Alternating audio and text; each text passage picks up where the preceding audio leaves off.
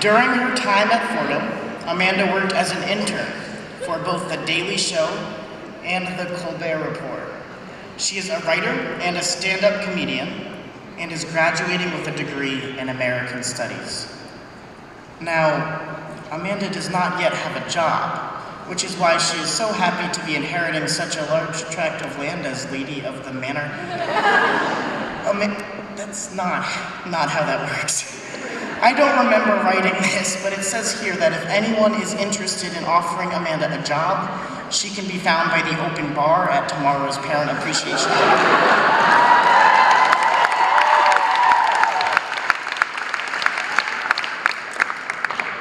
And this next page is just her resume.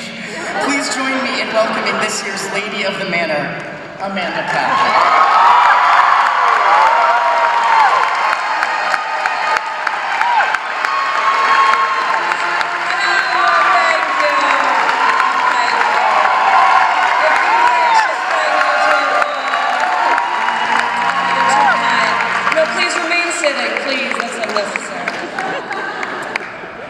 The last time the title of Lord of the Manor was held by a member of the Pell family, the year was 1685, and my ancestor, John Pell, owned all of the land that now comprises the Bronx and Lower Westchester.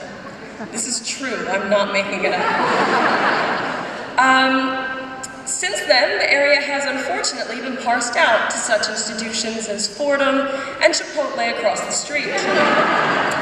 Now that the land has been returned to its rightful owner, I'd like to set a course for restoration to be carried out by you, my new vassals.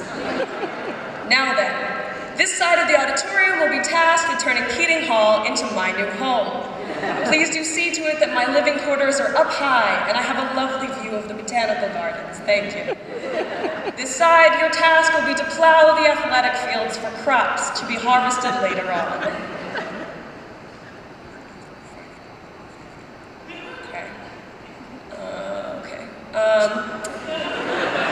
I've just been informed that Fordham is not legally a fiefdom.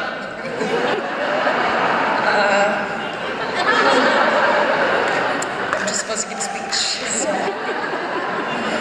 So I guess I need to apologize to the student who I bound to indentured servitude this afternoon. Brian, that agreement is now void. You may go about your business as usual. Friends, family, distinguished guests, Father McShane's friends, family, and distinguished guests. Undistinguished guests, if you're out there, you can stay, but know your place. And of course, the Fordham College graduating class of 2015.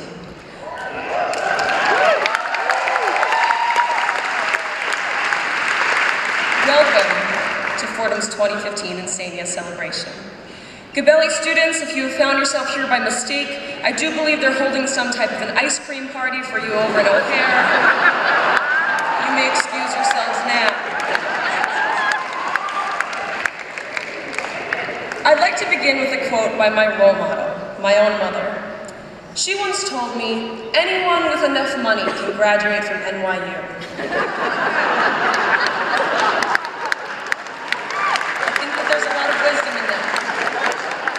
Wisdom that we would do well to carry with us as we celebrate the hard work, effort, and merit-based tuition aid that brought us here.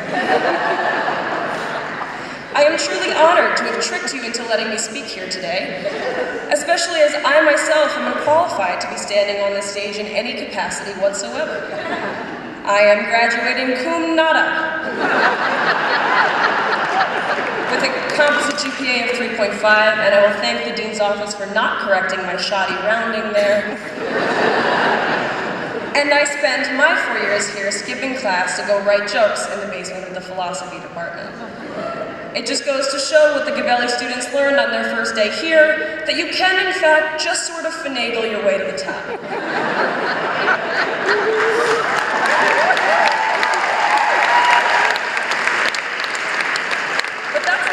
Got here today, you little achievers, you. You have all worked very, very hard, and today we gather to celebrate. The word Encaenia is, as our most important words, derived from Latin. In this case, from the Latin meaning good dog. Did you write a thesis? Good dog. Were you a student leader? Good dog. Graduating summa cum chameleon? Good dog. It is important to note, however, that decisions regarding today's awards have already been made. As such, lying down, rolling over, or writing a thesis on stage will not be tolerated. It's also worth mentioning that these awards will mean absolutely nothing as soon as you graduate this weekend. They cannot be traded for currency, you cannot parlay them into a high-paying job, and no one will think you're cool if you bring them up at a party or a bar. If you want to come back here for your master's, then we'll talk, but otherwise, listen, we're proud of you, don't go getting a big head.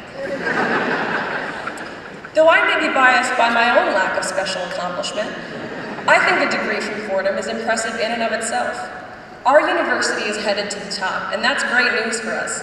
Whether we like it or not, each of our reputations is tied to the reputation of this university, even though our time at Rose Hill is drawing to a close. Which is why we should be glad that Fordham is hard at work, drawing top intellectuals, athletes, scientists, and students to our fine institution. Research shows that top high school athletes are 8 times more likely to choose a university with 80s-style fiber optic windows on the gym. Now we have that. Our seismic station draws whiz kids from all over the country to study earthquakes in what we all know to be the earthquake capital of the world, New York City. And in a focus group of 100 students with perfect to near perfect SAT scores, 98% indicated that their top priority in choosing a university was a campus with the freshest damn flowers in town. Face the facts, people, we're Ivy bound. We've made massive strides in the last 4 years. When we asked for better quality food included in our meal plan, Fordham said, right, but what if there was a Chipotle across the street? When we asked for a free speech zone, Fordham again did us one better. The cast of CBS's Madam Secretary pretending to protest on campus.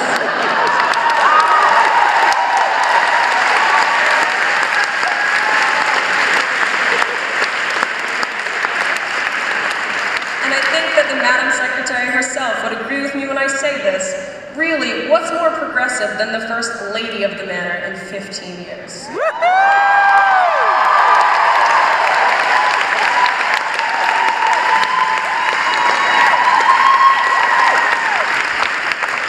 As is usually the case, the path of progress is paved largely by the media, and Fordham is no different. In our time at Fordham, we've seen some truly excellent student reporting, both in the campus papers as well as in some new student-run news blogs. The Ramtime Times notably reports hard-hitting, factual campus news as it breaks. And I know that it's written anonymously, but I'm just saying those kids deserve an award. I don't know who even one of them is, but American heroes, all of them. Then there's the Fordham Daily, which is a satire blog.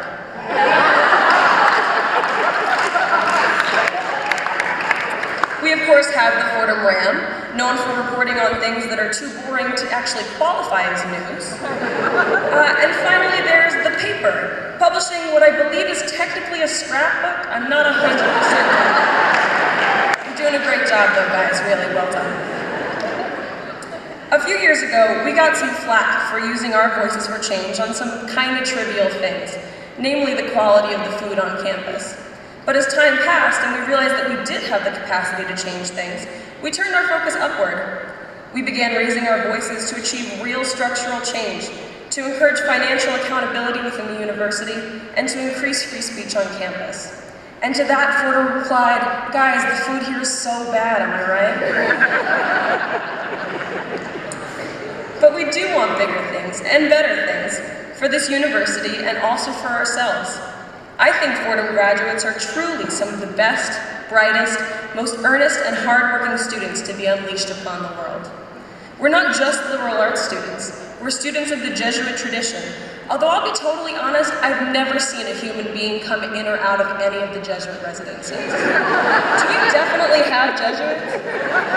Not to ask questions, but what did you guys do with the Jesuits in Loyola Hall when you rebuilt Loyola Hall? Just kill them? Blink twice if you killed them. I'm not going to testify. Anyway, our Jesuit education has imbued us not only with the technical skills we each need for our respective careers, but also with the core of ideals that includes cura personalis, eloquentia perfecta, and magis. Magis, of course, meaning confused silence, that is correct, yes. It's $250,000 of a Catholic education down the drain, parents. No, magis means more, and that's something that this class specifically has down pat. Want proof?